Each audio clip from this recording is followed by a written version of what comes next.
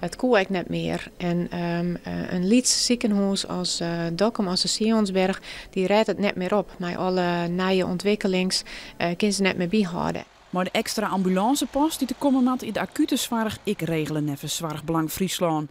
Vraag is wel hoe het komt met de gewone eerste help, want die afdeling gaat ik dicht. Bij acuut hartinfarct of zo, of een hartstilstand dan, werd je aan de Leeuwarden gebracht. Dus daar zal niet veel veranderen.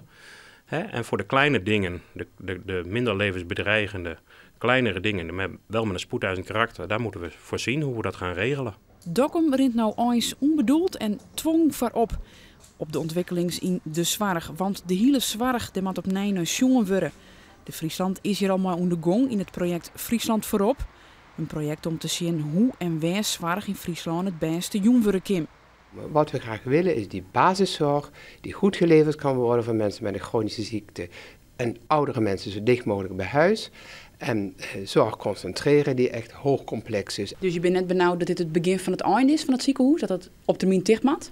Nee, ik vind juist dat ze hele goede keuzes hebben gemaakt. Als ze op de weg doorgegaan waren wat ze deden. Ik zou maar zeggen, te veel, maar te weinig. Nou, dat had niet gekund. De verdwijnzorg in Dokkum, maar als het onder Friesland luidt, komt er gauw wat oors van waarom. De belutsen niet van de streek, maar de Sionsberg is grut. Ze gaan zelfs iets hield inzamelen om het ziekenhuis ruim te houden. En nu ruiten ze in Dokkum cardiologie, oncologie, de eerste help kwijt.